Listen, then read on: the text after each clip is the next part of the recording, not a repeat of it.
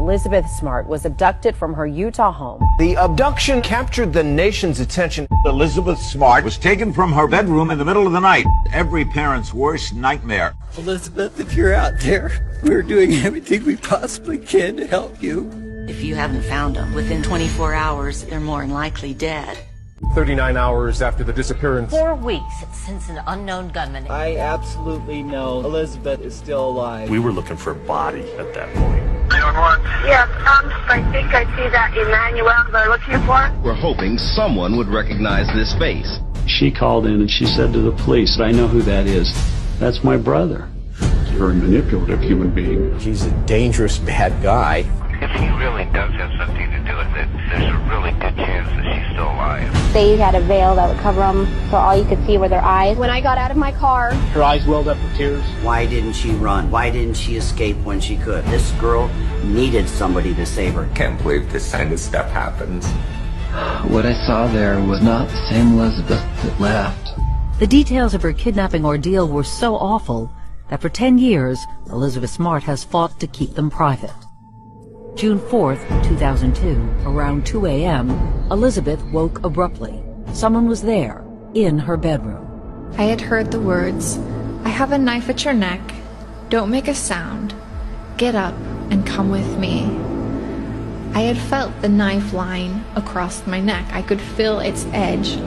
I didn't know if this man had gone through my house already. Surely if he had gotten all the way upstairs to my bedroom, he must have killed someone But I did know that my younger sister was in bed next to me and that she was still alive.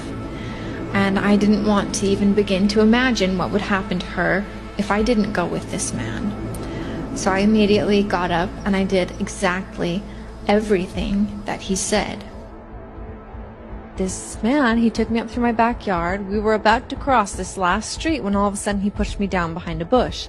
I remember he was holding me down, but I was just able to lift my head up high enough to see some headlights coming down the street, and I thought he must be planning to have a getaway car come and pick us up. And this car was going so slow, but it kept on coming, passed right in front of us and kept on going. And I'll never forget reading the word police written alongside of the car. The police car was gone, and now her kidnapper was pushing her onto a steep trail going up the mountain. He was right next to me, holding onto my arm like this, with the knife with me like this. Oh my God. Snatched out of her bed at knife point, Elizabeth Smart was confronting an unimaginable reality. She'd been kidnapped. I remember getting farther and farther away from my home. We kept going what felt like forever. We'd gone so far, we'd crossed right over the top of the mountain and we were starting down the other side. And we came to a grove of trees and we entered the grove, and I saw how this man had leveled out a piece of ground on the mountainside. There he'd set up a tent outside of which there were tarps lying on the ground, and there were tarps up hanging in the trees. And out of this tented area walked a woman. She had on long linen robes. She had on a long headdress, and she gave me a hug. It was a hug that was strong, and it was domineering, and it was saying, don't you dare do anything I don't tell you to. Then the strange woman led her into a tent, ordering her to undress. And then she just left me alone, sitting on the bucket in the tent, crying. The tent door unzips, and in walks this man. And he changed out of the dark clothes that he'd initially kidnapped me in into a robe, and he knelt down next to me and he started to speak to me. He said, I hereby seal you to me as my wife. And I remember just screaming out, no. He looked at me and he said, if you ever scream out like that again, I will kill you. He said, in God's eyes we're married, and it's time for us to consummate our marriage. I will never, ever forget how I felt, how broken I felt. That even if someone did find me, what was the point? I was useless. I was disgusting. I fell asleep thinking those thoughts, And when I woke up, there was this man kneeling over me again. And this time he had taken a thick metal cable and had wrapped it around my ankle and had bolted it into place so that I couldn't run away. I remember looking at this cable and just wondering, how long would I live for? Would it be a year? Would it be a few weeks? Would it be many years? What if it was so long that I forgot who I was? And that thought really, really scared me. So I started to think of everyone and everything that was important to me. And at the very top of that list, my mom. She was the one person who, more than anything, I didn't want to forget. I didn't want to forget anything about her. The way she looked, the way she sounded, the way she smelled, the way that I felt when she'd hold me. Just so safe.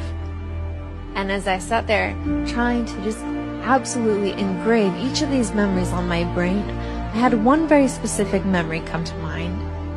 My mom said, "Elizabeth, you know, I love you, and I always will. Nothing can ever change that. No matter where you go or what you do, you'll always be my daughter, and I'll always want what's best for you." And as I sat on this mountainside, I realized that she was right. I realized that it didn't matter all of these things that had happened to me, as terrible as they were, it wouldn't make a difference to her. We would still be a family, and even if I died and never saw them again, they would still be my family and they would still love me. And when I realized that, I knew that I had something worth surviving for. I made the decision that I wasn't going to let these two captors win. I wasn't going to let them take my life from me. I would do everything I possibly could to survive.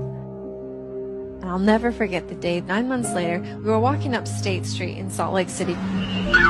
Yes, could you tell me, is this like how, if I think I see that Emmanuel they're looking for? And all of a sudden, there were police cars pulling up around us, and these police officers were jumping out of the car. And this was not the first time that we'd been approached by police officers. When I got out of my car, I asked them what their names were. They gave me Peter Marshall, Juliet Marshall, and Augustine Marshall. And they came over and surrounded us and started asking questions. And my two captors, they kept giving the answers. This girl standing off to the side really stood out to me because she had this disguise on that just didn't fit. She was wearing a wig, a gray-haired wig, claiming that she was 17 or 18. She was the only one out of three wearing some sort of disguise. Marcy, she immediately clamped her hand down onto my leg, and in my 14-year-old mind, I just knew that if I did anything or said anything, that I would be killed, and then they'd go after my family. She then said something like, "I think you know who I think I am, but I'm not that person." And the officer started asking me questions, and there had been a whole backstory prepared by my two captors that they told me I should say if I was ever questioned. And so I started giving those answers because they were standing right next to me. So at one point I could see her t-shirt actually moving. Her heart was pounding very fast in her chest. Her eyes welled up with tears. You could tell she wanted just to physically say it. And then one of the officers, he said to his other officer, she's just too scared. We need to separate her from them. She can't answer with them right there.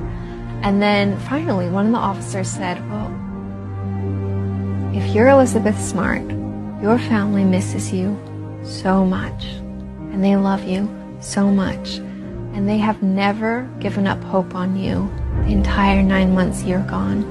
Don't you want to go back home to your family?" And it was just at that point that I felt like, well, no matter what the consequences are, I don't care. I want to go home. Detective said, "Ed, I want you to stop everything right now and come directly down to the Sandy Police Department." I got down to the Sandy Police, and an officer said, "Oh, Mr. Smart, come this way." And I went down this hallway and turned to the right, and I stood there. And I looked at this girl, and I said, "Elizabeth, is it you?" She said, "Yes, Dad." And I stood there, crying and crying and crying. We're here to announce officially that we have found Elizabeth Smart. As he sat there holding me, it was the happiest moment of my life. And I just knew that whatever lay in front of me, whatever might happen, it was going to be okay, because no matter what, my dad was going to be there. I knew it was going to be okay.